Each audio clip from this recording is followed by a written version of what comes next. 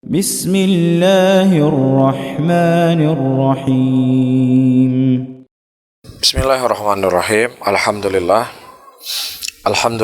hamdan katsira thayyiban mubarakan fih mubarakan alaih kama yuhibbu rabbuna wa yarda. Wa usalli wa usallim ala nabiyina al-karim Muhammadin wa ala alihi wa ashabihi wa man tabi'ahum bi ihsanin ila yaumiddin. Saudara-saudaraku kaum muslimin dan kaum muslimat, sahabat pendengar Radio Syartit Aceh 96,1 FM dan juga Radio Kans yang ada di Kota Langsa dan Radio As-Sunnah yang ada di Kota Takengon. Alhamdulillah pada sore hari ini kita kembali bertemu melalui ruang radio Siar Tauhid di Merduati Banda Aceh. Dan tentunya tidak lain pertemuan kita adalah pertemuan yang kita berusaha untuk mempelajari agama Allah Subhanahu wa taala, mempelajari dari sunnah Rasulullah sallallahu alaihi wasallam, karena itu merupakan sumber kebaikan kehidupan dunia dan akhirat kita. Sebelum kita berbicara tentang siapa laki-laki yang paling mulia di muka bumi ini dan yang paling dicintai oleh Allah Subhanahu wa taala, kita ingin melihat secara lebih dekat bagaimana akhlak Rasulullah sallallahu alaihi wasallam dan bagaimana keseharian beliau dalam bergaul. Sejarah telah mencatat sesuatu yang tidak bisa didustakan, sesuatu yang tidak bisa ditolak, kecuali orang-orang yang memang telah terpenuhi hatinya dengan kebencian kepada Nabi Al-Karim, Nabi Muhammad sallallahu alaihi wasallam, dikarenakan kekufuran, dikarenakan kesyirikan, dan juga dikarenakan permusuhan yang keras dari mereka kepada Nabi kita Muhammad sallallahu alaihi wasallam. Dan tentunya orang yang paling mengenal Rasulullah sallallahu alaihi wasallam adalah orang-orang yang tinggal bersama beliau, yang bersahabat dengan beliau, yang berteman dengan beliau, dan bergaul dengan beliau. Dan tentunya yang paling utama adalah zat yang menciptakan Rasulullah sallallahu alaihi wasallam telah menyebutkan di dalam ayatnya, innaka ala khuluqin azim. Sesungguhnya engkau ya Muhammad memiliki akhlak yang sangat mulia.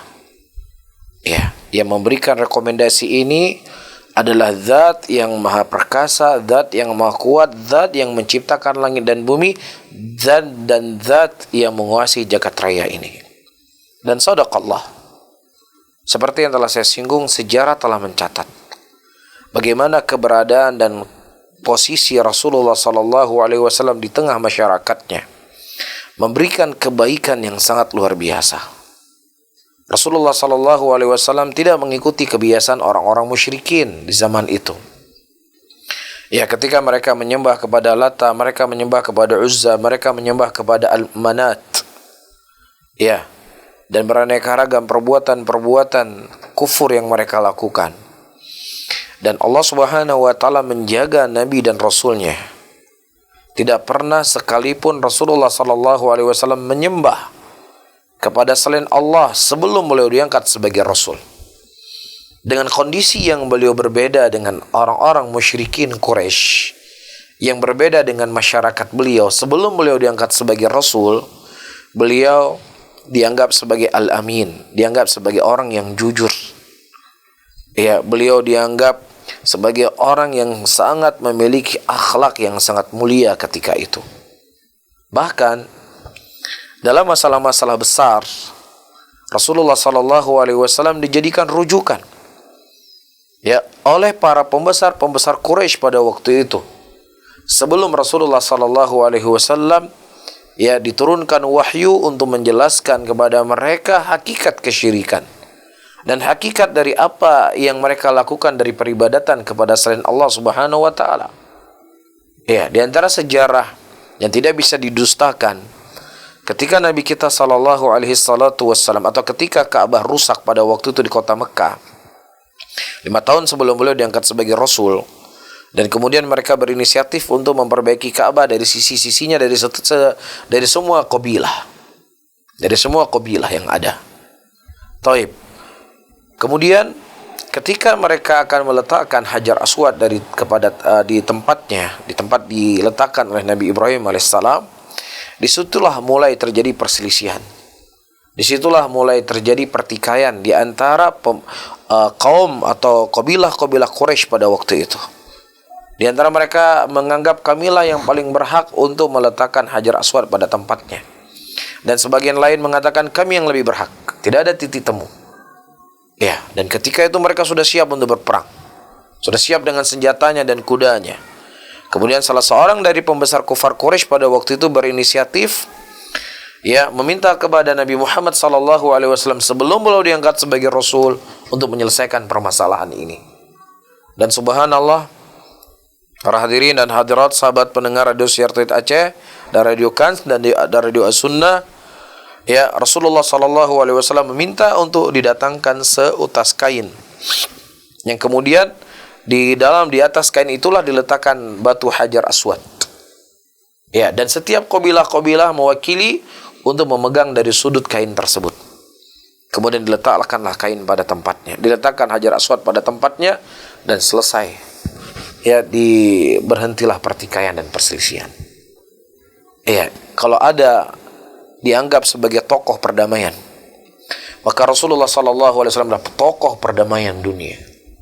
Tidak ada tokoh yang lebih hebat dibandingkan Nabi SAW dalam tokoh perdamaian. Sejarah telah tercatat, beliau telah memberikan kebaikan di tengah-tengah umat manusia. Dan setelah beliau diangkat sebagai Rasul, para hadirin dan hadirat yang dimuliakan oleh Allah, ada di negeri tersebut ada 2 kabilah besar, Aus dan Khazraj. 2 suku besar ini, mereka berperang sudah bertahun-tahun. Tidak pernah ada kalimat damai di antara mereka. Pertikaian yang sangat panjang, pertikaian yang tidak pernah usai. Tapi subhanallah, dengan diutus Nabi yang membawa rahmat ini, Nabi yang ingin terciptanya kebaikan, ketenangan, terjaganya darah manusia, terjaganya kehormatan manusia, terjaganya dari harta manusia. Beliau berhasil dengan taufik yang datang dari Allah Subhanahu wa taala mendamaikan 2 kubu yang sedang bertikai. Allah Subhanahu wa taala mengabadikan ini dalam Al-Qur'anul Karim. Allah Subhanahu wa taala mengatakan, "Wadhkuru ni'matallahi 'alaikum idh kuntum a'da'a fa'alafa baina qulubikum fa'asbahtum bi ni'matihi ikhwana." Dan ingatlah oleh kalian nikmat yang Allah Subhanahu wa taala berikan kepada kalian. Ketika Allah Subhanahu wa taala menanamkan kecintaan di antara 2 kubu tersebut di hati-hati mereka. Kemudian dengan nikmat yang datang dari Allah, mereka menjadi orang-orang yang bersaudara. Selesai pertikaian, hilang permusuhan. Begitu juga para hadirin yang dimuliakan oleh Allah. Di dalam permasalahan hak azazi manusia, dalam permasalahan urusan kebinatangan, dan juga dalam urusan tumbuh-tumbuhan, tidak ada orang yang melebihi Nabi sallallahu alaihi wasallam yang menjaga dari hak-haknya mereka. Kalau kita berbicara tentang haknya manusia, tentang darahnya manusia, beliaulah bapak perdamaian di muka bumi ini. Beliaulah manusia yang paling kuat untuk menjaga hak azazi manusia. Dan beliau pula yang mengangkat kaum wanita pada tempatnya. Ketika orang-orang musyrikin Quraisy pada waktu itu di zaman jahiliyah, mereka menghinakan kaum wanita. Ketika wanita dalam keadaan haid, mereka pisahkan diri mereka dengan wanita, diasingkan wanita tersebut. Ia tidak boleh bergaul dengan kaum laki-laki, dihinakan. Tapi Rasulullah sallallahu alaihi wasallam lah yang mengangkat kaum wanita pada tempatnya, menjadikan mereka manusia-manusia yang terhormat. Kalau kita berbicara sejarah Eropa yang dijadikan oleh orang-orang muslimin, sebagian muslimin hari ini sebagai kiblat peradaban, ini semua adalah omong kosong sebenarnya. Hanya media saja yang mengagung-agungkan mereka sebagai peradaban, sebagai manusia-manusia yang paling memanusiakan manusia adalah mereka. Semua adalah omong kosong. Iya, dan ini bukan pembahasan kita sejarah bagaimana kekejaman. Iya, dan kita nggak perlu jauh-jauh untuk berbicara di negeri ini, di negeri itu. Di negeri kita sendiri. Siapa yang menjajah negeri kita Indonesia? Siapa? Apakah yang menjajah negeri kita Indonesia adalah umatnya Rasulullah sallallahu alaihi wasallam yang datang dari Mekah atau dari Madinah? Tidak. Yang menjajah negeri kita Indonesia adalah kufar dari kalangan orang-orang Belanda. 300 tahun mereka menjajah Indonesia. Kemudian datang setelahnya kafir lagi, Portugis. Kemudian datangnya lagi orang-orang Jepang. Ya, bahkan Jepang hanya menjajah Indonesia hanya beberapa tahun. Ya. Tetapi kekejamannya mereka melebihi daripada apa yang dilakukan oleh Belanda. Apapun itu, tetap orang-orang kafir. Ketika mereka punya kekuatan, disitulah mereka menjajah.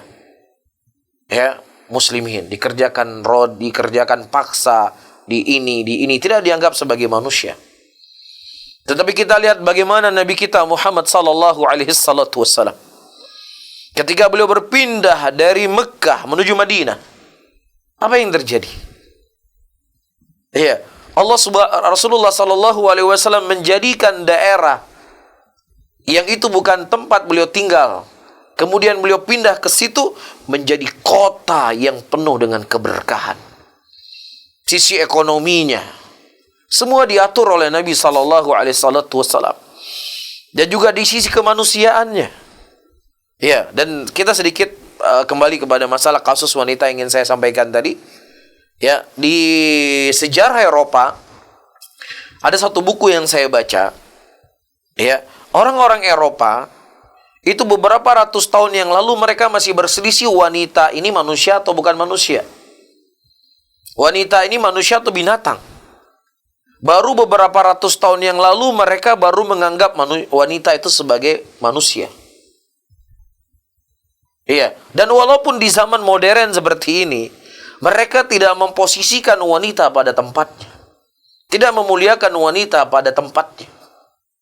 Tetapi subhanallah, kita lihat Nabi kita Muhammad sallallahu alaihi wasallam ketika beliau berpergian keluar kota lah mungkin bahasa kita sekarang, safar.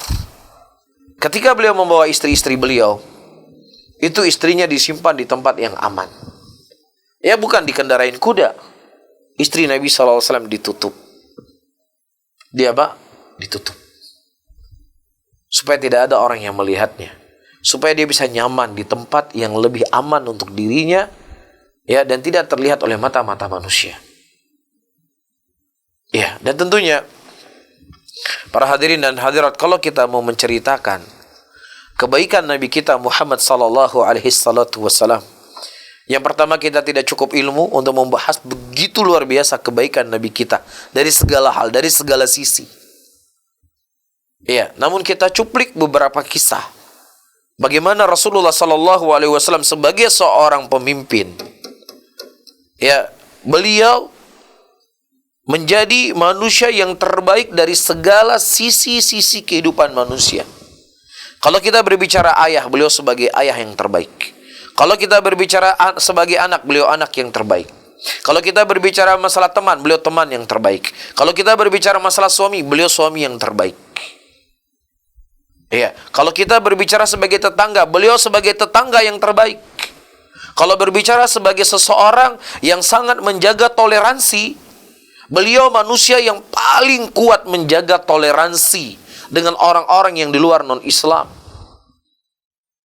Ketika Rasulullah sallallahu alaihi wasallam berhasil menguasai kota Madinah, dan kota Madinah itu kebanyakan adalah orang-orang Yahudi dari kalangan ahlul kitab.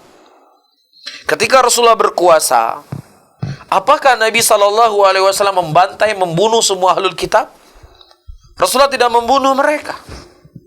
Tapi negara-negara yang hari ini dijadikan sebagai peradaban modern, sebagai orang yang dianggap sebagai manusia yang sangat menjaga hak asasi manusia, semua negara-negara kafir itu mereka punya sejarah jelek di dalam kejahatan kemanusiaan. Sebutkan siapa?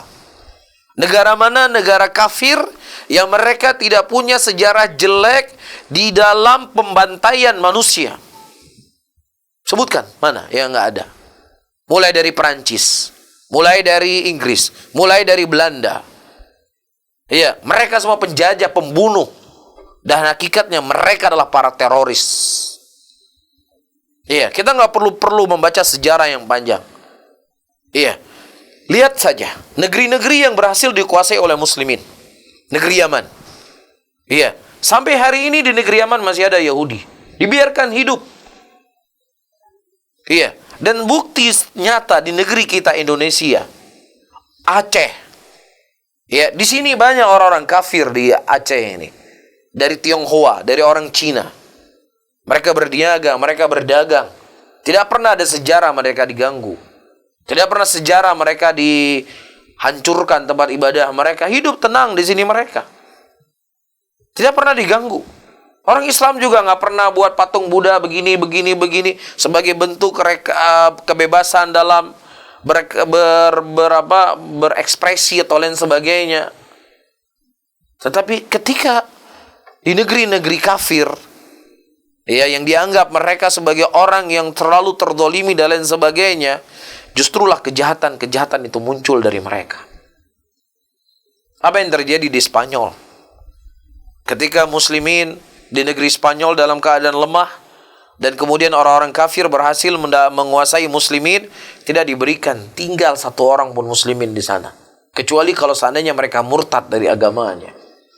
Ya, dia memilih murtad atau memilih untuk keluar dari Spanyol atau memilih untuk dibantai dan dibunuh. Tetapi ketika Nabi kita SAW berhasil menguasai kota Madinah, orang-orang Yahudi mereka tidak dibunuh oleh Rasulullah SAW. Mereka diberikan hidup tetapi dengan syarat-syarat. Dan syaratnya itu tidak memberatkan mereka. Dan tidaklah Rasulullah SAW memberikan syarat kepada mereka kecuali supaya dia bisa masuk Islam, selamat dunia dan akhiratnya. Tapi bukan dengan cara dibantai, dibunuh anak-anaknya. Dibiarkan oleh Rasulullah. Tapi ketika mereka telah melanggar perjanjian dengan Nabi kita SAW, mereka melanggar. Baru setelahnya Rasulullah SAW mengeluarkan mereka dari kota Madinah. Iya, oleh karena itu para hadirin dan hadirat yang dimuliakan oleh Allah, di masa-masa yang seperti ini, di antara hal bentuk pembelaan kita kepada Nabi SAW adalah menyebutkan kemuliaan-kemuliaan yang beliau. Iya, kita sebutkan akhlak yang mulia yang dimiliki oleh beliau. Ya, di dalam segala hal, dalam segala sisi, agar orang-orang yang mungkin hari ini sedang mencari siapa Nabi Muhammad ini sallallahu alaihi wasallam, mudah-mudahan mereka bisa mendapatkan hidayah. Mudah-mudahan mereka bisa mendapatkan petunjuk. Ya, karena hebatnya akhlak dari Nabi kita Muhammad sallallahu alaihi wasallam. Dan manusia-manusia yang membenci Rasulullah sallallahu alaihi wasallam bukanlah hanya terjadi di zaman ini. Ini telah terjadi, ya, bahkan ketika Rasulullah sallallahu alaihi wasallam masih hidup. Berapa banyak orang-orang yang waktu itu ingin membunuh Rasulullah sallallahu alaihi wasallam, menghina Nabi kita. Umar bin Khattab radhiyallahu taala anhu. Tapi subhanallah, ya, beliau berbalik dan menjadikan Rasulullah manusia yang paling beliau cintai, lebih daripada cinta beliau kepada diri beliau sendiri. Ya, dan beberapa orang-orang yang tadinya memerangi Rasulullah, seperti Khalid bin Walid radhiyallahu taala anhu, seperti Ikrimah bin Abi Jahal, ya, dan seperti Hindun, ya, yang begitu keras permusuhan mereka kepada Rasulullah, bukan hanya terucap dengan lisan mereka, tetapi mereka siap mempertaruhkan nyawa mereka asal Nabi Muhammad SAW bisa dihabisi nyawanya. Jadi ini bukan sejarah baru, ini sejarah yang sudah terjadi. Allah Subhanahu wa Ta'ala berkehendak untuk memberikan hidayah kepada mereka. Tetapi ada orang-orang yang mereka tidak dikehendaki oleh Allah Subhanahu wa Ta'ala hidayah. Ya, mereka adalah pencela Rasulullah sallallahu alaihi wasallam. Dan mereka ingin menghargai kepala Rasulullah dengan sekian. Dan ternyata kehidupan mereka adalah kehidupan yang sengsara dunia dan di akhiratnya. Kehidupan mereka adalah kehidupan. Ada telepon. Baik. Para hadirin dan hadirat yang dimuliakan oleh Allah Subhanahu wa Ta'ala, kehidupan mereka tragis. Tetapi apapun itu, Nabi kita Muhammad sallallahu alaihi wasallam sebagaimana yang dikhabarkan oleh Allah Subhanahu wa Ta'ala, inna syani'aka huwal abtar. Siapapun yang menghina engkau ya Muhammad sallallahu alaihi wasallam, dia akan celaka, dia akan binasa. Ketika mereka ingin menggambarkan Rasulullah sallallahu alaihi wasallam dengan gambaran-gambaran yang jelek, kita berdoa dan memohon kepada Allah Subhanahu wa Ta'ala, orang yang bermaksud jelek untuk menghina Nabi supaya mereka celaka dunia dan di akhirat, atau apa yang pantas bagi Allah Subhanahu wa Ta'ala memberikan kepada mereka.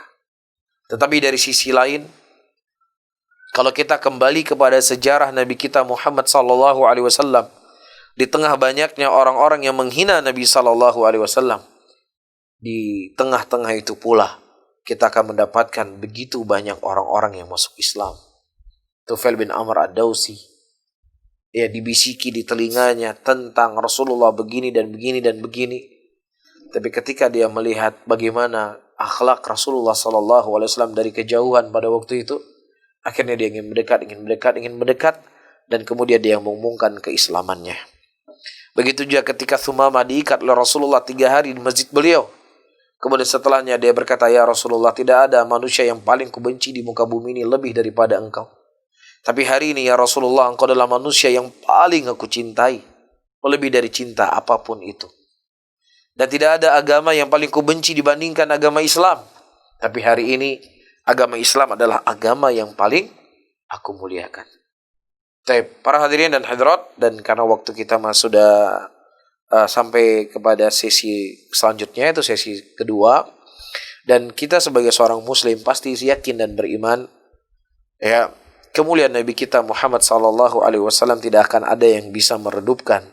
Ya, walaupun seluruh manusia, orang-orang kafir, mereka bersatu padu untuk menjatuhkan kedudukan Nabi kita sallallahu alaihi wasallam, wallahi wa billahi wa tallahi, walaupun siang dan malam, walaupun mereka menghabiskan harta triliunan dolar, ya, tidak akan memudaratkan sedikit pun Nabi sallallahu alaihi wasallam. Bahkan itu akan memudaratkan diri mereka sendiri. Namun dari sisi lain, para hadirin dan hadirat kaum muslimin, ketika kita dalam bersikap, ya, maka kembalikanlah kepada para ulama. Karena ulama lah yang akan mengerti, yang akan faham kondisi bagaimana kita menyelesaikan permasalahan. Jelas, kita harus memperhatikan orang-orang yang dicintai oleh Nabi SAW. Ya, jadi bentuk pembelaan kita kepada Rasulullah, bentuk cinta kita kepada Nabi, kita mencintai orang-orang yang dicintai oleh Rasulullah. Orang yang dicintai oleh Nabi SAW adalah muslimin. Ya, di negeri kafir ini ada 6 juta lebih muslimin yang tinggal di sana. Ya, ada 6 juta muslimin yang tinggal di sana. Ya, dan mereka dalam tekanan, mereka dalam pantauan. Ya, sehingga seseorang itu harus berhati-hati. Ya, berhati-hati untuk berkomentar, berhati-hati untuk berbicara. Ya, apalagi ketika itu sudah urusan negara, urusan bilateral kenegaraan, yaitu sudah larinya kepada siasat politik. Dalam arti kata, ada siasat dari pemimpin-pemimpin negara terkadang mengomentari atau bersikap, ya, menghadapi permasalahan ini, mereka tidak hanya melihat sesuatu yang simple, Ya seperti kita berbicara bebas, tapi mereka memperhatikan bagaimana nasib kondisi 6 juta muslimin yang ada di kota Paris atau di Prancis itu sendiri. Dan tidaklah ya mulai Islamophobia dan lain semisalnya di negeri-negeri kafir seperti Prancis ini, sebenarnya mereka tuh dalam keadaan kegalauan sebenarnya. Sebenarnya mereka dalam keadaan pusing memikirkan begitu cepat perkembangan muslimin yang ada di negeri mereka. Ya, mereka sudah memberikan kebebasan ya dengan segala cara menghalau, menghambat agar orang-orang tidak masuk Islam, tetapi cahaya Allah nggak bisa di stop. Di tengah banyaknya orang-orang yang membenci agama Allah, disitulah Allah Subhanahu wa Ta'ala menyebarkan agamanya. Oleh karena itu, membutuhkan ilmu, membutuhkan pandangan yang matang, membutuhkan kedewasaan untuk menjaga 6 juta dan menjaga ya rumah-rumah ibadah yang ada di sana, dan untuk menjaga madrasah-madrasah Islam yang telah dibangun di sana, dan terlebih juga orang-orang lemah dari kalangan wanita dan juga anak-anak muslimin. Jangan sampai justru kemudaratan yang muncul akan lebih besar. Mereka tidak bisa keluar rumah mereka diintimidasi atau mereka dipukuli atau mereka dibunuh dan lain sebagainya. Makanya saya sebutkan tadi bagaimana cara kita bersikap. Kita bersikap kembali kepada para ulama karena mereka yang lebih mengerti masalah dan mafsadah. Adapun kita sebagai seorang muslim, sebagai masyarakat, sebagai umatnya Rasulullah, kita membela Nabi kita dengan menyebutkan keutamaan beliau, akhlak beliau, ya kehebatan beliau dalam ini masalah ini dan seterusnya. Ya, mudah-mudahan ada orang-orang yang mereka ingin tahu siapa sebenarnya Rasulullah, kok selalu jadi bahan pembicaraan. Mudah-mudahan menjadi sebab hidayah untuk mereka masuk ke dalam Islam. Wallahu a'lam bishawab. Baik, sahabat pendengar Radio Syiar Aceh yang dimanapun sedang berada, Radio Alkan Selangsa dan Radio As-Sunnah Takengon, dan pemirsa STA TV yang dimanapun sedang berada bisa mengirimkan pertanyaannya melalui via WhatsApp di nomor 0852 14142314 0852 14142314, atau juga bisa melalui layanan telepon di nomor 0852 77323266 0852 77323266. Ustadz, sudah masuk beberapa pertanyaan nih, Ustadz. Nah, silakan. Bismillah, semoga Allah memberkahi Ustadz dan keluarga serta seluruh tim dakwah Syiar Tauhid Aceh. Amin.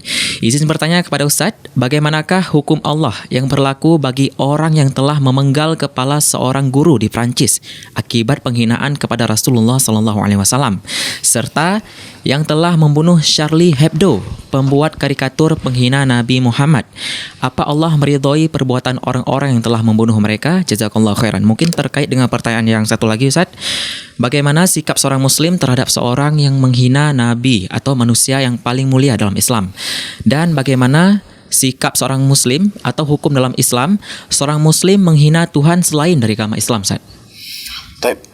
Pertama, perlu kita ketahui saudara-saudaraku muslimin dan muslimat rahimani wa rahimakumullah, kehormatan Nabi SAW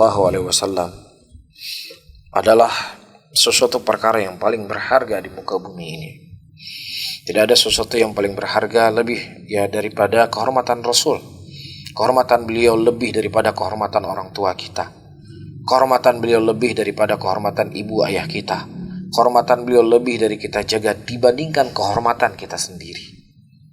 Karena tidak ada manusia yang paling berjasa dalam kehidupan kita yang lebih daripada jasanya Nabi Muhammad SAW kepada kita. Baik. Saya membaca di sini beberapa pendapat ulama kita. Ya, disebutkan dari Syekhul Islam rahimahullah, man sabban nabiyya sallallahu alaihi wasallam min muslimin aw kafirin fa innahu yajib qatluhu.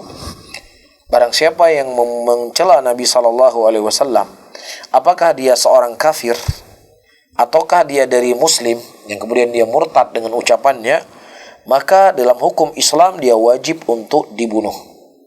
Ini merupakan madhab seluruh para ulama Islam. Ya, disebutkan oleh Ishaq ibn Rahawayh, salah seorang dari imam a'immati ahli sunnati wal jamaah, beliau berkata, ajma'al muslimun ala man sabballah aw sabba rasulahu sallallahu alaihi wasallam aw daf'an syai'an mimma anzalallah azza wa jalla aw qatala nabiyyan min anbiya'illahi azza wa jalla annahu kafirun bidzalik wa in kana muqirran bi kulli ma anzalallah. Sepakat seluruhnya muslimin, kata beliau, siapa yang mencela Allah dan atau mencela Rasulullah sallallahu alaihi wasallam, atau dia menolak sesuatu apa yang diturunkan oleh Allah Subhanahu wa taala, atau dia membunuh daripada nabi-nabi, maka dia kafir kepada Allah Subhanahu wa taala walaupun dia mengikrarkan perkara-perkara yang lain dari apa yang Allah turunkan dalam agama ini. Salatnya rajin, puasanya rajin, hajinya rajin, semuanya rajin, tetapi dia mencela Rasul sallallahu alaihi wasallam, maka dia kafir dengan kesepakatan seluruh para ulama Islam. Dan juga disebutkan oleh Imam Ahmad rahimahullah, kullu man syatama an-nabiy sallallahu alaihi wasallam aw tanaqqusuhu musliman kana aw kafiran fa alaihi al-qatl wa ara ay yuqtal wa la yustatab. Barang siapa saja yang mencela Nabi sallallahu alaihi wasallam atau menjatuhkan kedudukan Rasulullah, apakah dia seorang muslim ataukah dia seorang kafir, maka wajib untuk dibunuh. Dan Imam Ahmad berkata, aku tidak memandang untuk ara an uqtal wala yustatab. Aku memandang dia tetap dibunuh dan tidak dimintai taubat. Jadi kalau dia bertobat, urusan dia dengan Allah nanti di yaumul qiyamah. Ya, siapa saja yang kedapatan mereka mencela Rasul, dibunuh. Iya. Kemudian juga disebutkan dalam ucapan yang lainnya dari Imam Ahmad rahimahullah, kullu man naqadha al-ahda aw ahdatha fil Islam hadathan mithla ma hadha ra'aitu 'alaihi al-qatl laysa 'ala hadha abtal ahad aw dhimmah. Baik, dan kalimatnya intinya dibunuh orang-orang yang mereka mencela Rasulullah sallallahu alaihi wasallam. Nah, dan juga di sini dinukilkan dari ucapan-ucapan para ulama yang lainnya, dan mungkin saya tidak baca semuanya. Namun para hadirin dan hadirat yang dimuliakan oleh Allah, hukum asalnya itu dikembalikan kepada pemimpin muslimin. Mereka yang akan menegakkan hukum bagi orang yang mereka mencela Rasulullah sallallahu alaihi wasallam. Karena kalau seandainya ini dibuka, maka tentunya akan terjadi kerusakan yang lebih besar. Ya, setiap ada orang mencela Rasul, penggal kepalanya. Setiap ada orang mengarah Rasul, penggal kepalanya. Tapi kita berbicara bukan karena kita membela dia. Ini kadang orang salah paham. Ketika kita mengatakan ucapan seperti ini, itu bela orang yang mencela Rasulullah sallallahu alaihi wasallam. Siapa yang membela orang yang mencela Rasulullah? Semua orang yang beriman, orang enggak salat pun, mereka berang dan benci ketika Nabi sallallahu alaihi wasallam dicela. Tetapi kondisinya para hadirin dan hadirat, kita harus memperhatikan ada 6 juta muslimin yang ada di negara Prancis. Ada ribuan masjid di sana. Ada wanita-wanita lemah di sana. Ada anak-anak yang lemah di sana. Ya, mereka tidak mampu untuk keluar dari negeri tersebut karena mereka jinsiahnya di sana. Perlu hal-hal yang rumit untuk mereka keluar dari negeri tersebut. Ya, masalah visa di negeri orang lain, masalah pekerjaan, dan lain sebagainya. Oleh karena itu, para hadirin dan hadirat, Syekh Muqbil rahimahullahu ta'ala di dalam fatwa beliau menyebutkan, kalau seandainya memang dia melihat tidak ada mudarat yang lebih besar, maka tidak ada masalah ketika tidak ditegakkan hukum baginya. Ketika tidak ditegakkan hukum dan tidak memunculkan mudarat yang lebih besar. Misalnya apa? Dia akhirnya terbunuh juga. Kan seperti itu. Atau akhirnya masjid-masjid ditutup. Atau kemudian mungkin wanita-wanita nanti akan diintimidasi, akan diganggu. Atau yang tadinya gambar Rasulullah sallallahu alaihi wasallam itu hanya dipamerkan di rumahnya, di ruang kelas. Karena kemudian dicegah, dibunuh orang tadi, akhirnya mereka buat baleho di gedung besar. Dan bukan di satu gedung, dengan beberapa gedung yang lainnya. Sementara kita ketahui kaidah di dalam agama kita, tidak boleh kita memunculkan kemudaratan, mencegah sebuah kemungkaran dengan memunculkan kemudaratan yang lebih besar. Itu dilarang di dalam agama kita. Bahkan di zaman ketika Nabi SAW masih hidup, datang Dzul Khuwaisirah. Dia berkata, "Idil ya Muhammad, fa innaka lam ta'dil." Bersikap adillah engkau ya Muhammad, sesungguhnya engkau tidak bersikap adil. Itu ucapan laki-laki munafik ini di depan Nabi Muhammad sallallahu alaihi wasallam. Apa kata Rasulullah sallallahu alaihi wasallam? Ketika Umar bin Khattab radhiyallahu taala anhu berkata, "Ya Rasulullah, apakah boleh ku penggal laki-laki munafik ini ya Rasulullah?" "Jangan," kata Nabi. Rasulullah mengatakan, nanti orang-orang akan menganggap Muhammad dia telah membunuh sahabatnya sendiri. Iya, kita yakini laki-laki ini merupakan laki-laki yang sangat bejat, kafir dengan apa yang dia ucapkan kepada Rasulullah sallallahu alaihi wasallam. Terlebih dia mencela Nabi di hadapan Nabi. Dan ketika Umar bin Khattab radhiyallahu taala anhu ingin menebas kepalanya, Rasulullah biar jangan. Kata Rasulullah jangan. Supaya untuk menjaga maslahat. Apa maslahatnya? Masalahnya supaya orang-orang tidak menganggap Islam ini adalah agama yang kejam. Muhammad kok bisa membunuh umatnya sendiri. Dia kan sholat bersama Muhammad. Dia kan jihad bersama Muhammad. Kok dibunuh? Iya, ini dijaga oleh Rasulullah. Dan sekarang kemudaratan yang terjadi ya di tengah-tengah muslimin minoritas di negara Perancis tersebut. Dan sudah mulai presiden kafir ini sudah mengumumkan Islamofobia di tengah-tengah kepemerintahannya. Tentunya apa para hadirin? Tentunya kemudaratan yang akan didapatkan oleh muslimin itu semakin lebih besar. Dan terjadi, masjid ditutup. Ya, beliau yang gambar yang tadinya di kelas kemudian berubah di gedung yang besar. Mudarat yang lebih besar yang terjadi. Jelas? Begitu juga ada orang yang menghina Nabi di depan Aisyah radhiyallahu taala anha. Asam alaik ya Muhammad, celaka bagi engkau ya Muhammad. Celaka bagi engkau ya Muhammad. Kemudian Aisyah membalasnya.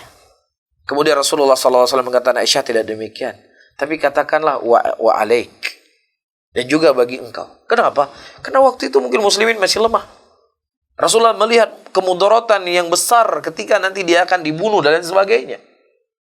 Iya, jadi hal-hal yang seperti ini terkadang kita yang muda-muda ini, ya terkadang kita yang mungkin ilmunya minim dan lain sebagainya, ya pinginnya kan dengan modal semangat, ya pingin paling eksis, wah saya inilah yang paling mencintai Nabi. Sayalah yang paling terdepan di dalam membantah si kafir ini dan seterusnya. Ya, Anda berbicara di Indonesia enak, di negeri ini mayoritas muslimin. Tetapi di sana saudara-saudara kita muslimin, mereka dalam keadaan terjepit, dalam keadaan ya pemerintahannya itu sangat anti dengan Islam. Ya, oleh karena itu ketika para ulama berkomentar sesuatu, udah mulai lagi membicarakan tentang ulama. Terkadang ulama itu memikirnya jauh ke depan.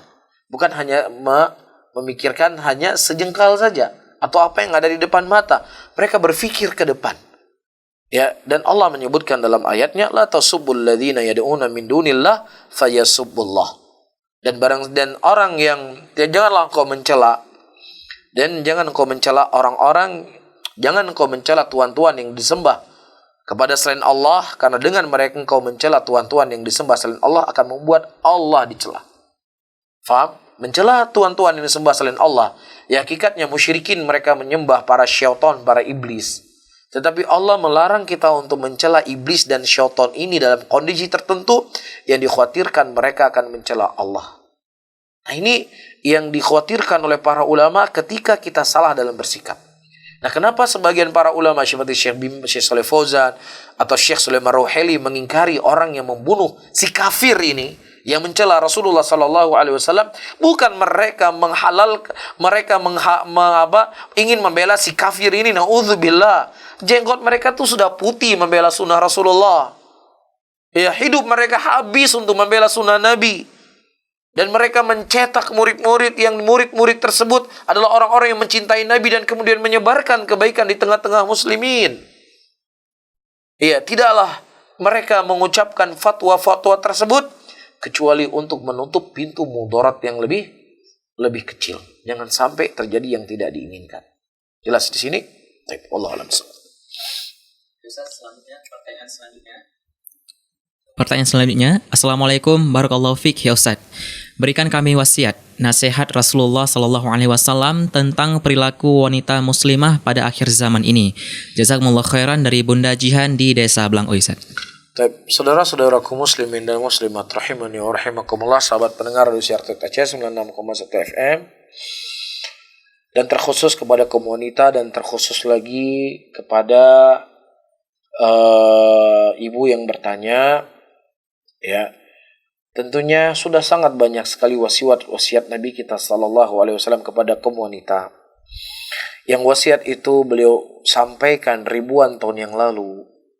Tetapi tentunya itu berlaku dan bermanfaat sampai detik ini dan sampai yaumul qiyamah. Tidak ada sesuatu yang paling memberikan mudarat buat kaum laki-laki, yang memberikan fitnah kepada kaum laki-laki lebih daripada wanita. Rasulullah sallallahu alaihi wasallam menyebutkan dalam hadisnya, wattaqud dunya wattaqun nisa fa inna ma ahlakat kana qablakum kanat fin nisa. Takutlah kamu dengan fitnah laki-laki, fitnah dunia, dan takutlah kamu dengan fitnah wanita. Karena orang-orang yang telah binasa sebelum kalian, ya mereka terfitnah dengan kaum wanita. Dan bagaimana cara kaum wanita itu bisa menjaga diri mereka dan tidak membuat fitnah kepada laki-laki dan juga tidak memfitnah diri mereka sendiri? Allah Subhanahu wa taala telah ingatkan kita dalam Al-Qur'an, waqarna fi buyutikunna. Hendaknya kalian kaum wanita berada di rumah-rumah kalian. Ya. Tetapi dengan akhir zaman seperti ini, nenek betul wanita tinggalnya di rumah. Tetapi fotonya itu masuk ke rumah orang. Ya, dia tinggal di rumahnya sendiri, betul. Dia nggak di rumahnya, di kamarnya. Tapi fotonya, videonya masuk ke kamar orang, bahkan masuk ke kamar toilet laki-laki. Ini harus dijaga. Iya, rumah. Tentunya diinginkan juga dalam ayat ini, dia menutup dirinya. Ya, bukan saja dia di rumah, tetapi auratnya, gambarnya, mukanya, dan lain sebagainya itu disebarkan. Ini hal yang terpenting. Dia menjaga dirinya, ya, dan menjaga orang lain supaya tidak terfitnah dengan dirinya. Kalaupun dia harus keluar rumah, maka ditutup dengan aurat yang sempurna. Dan kemudian yang kedua, di zaman-zaman yang seperti ini, tidak ada sesuatu yang paling bermanfaat kepada laki-laki ataukah kepada perempuan lebih daripada ilmu agama. Mempelajari ilmu agama, mempelajari Al-Quran, mempelajari sunnah. Ini merupakan nutrisi hati yang paling bermanfaat dalam kehidupan kita. Ini insya Allah akan menjaga kita agar bisa selalu istiqamah di jalan Allah Subhanahu wa ta'ala.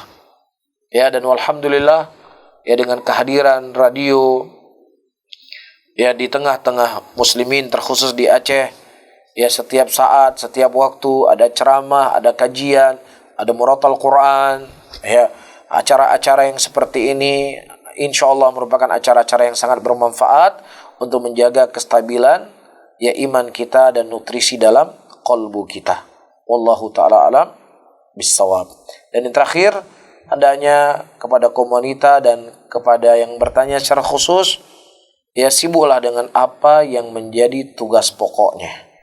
Setelah tugas pokok dia sebagai hamba Allah, tugas pokok dia sebagai seorang istri, sebagai seorang ibu dalam rumahnya, maka posisikan dia sebagai seorang istri dan posisikan dia sebagai seorang ibu yang tidak ada hal yang paling penting untuk dia urusi dalam kehidupannya setelah dia hak Allah Subhanahu wa taala, kemudian hak suaminya dan hak anak-anaknya. Wallahu a'lam bishawab. Baik, Ustaz, masih ada 2 pertanyaan, Ustaz. Nah, silakan. Pertanyaan selanjutnya, semoga Allah menjaga Ustadz dan keluarga. Amin. Semoga Allah menjaga agama yang hak ini dan akidah salaf. Ana Abu Furkan di Pelanggahan.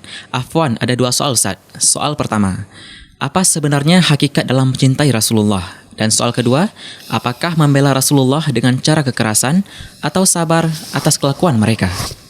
Baik. Pertama, saudara-saudaraku muslimin dan muslimat, Allah telah menyebutkan dalam Al-Quran, Qul in kuntum tuhibbunallah fattabi'uni yuhibbukumullah.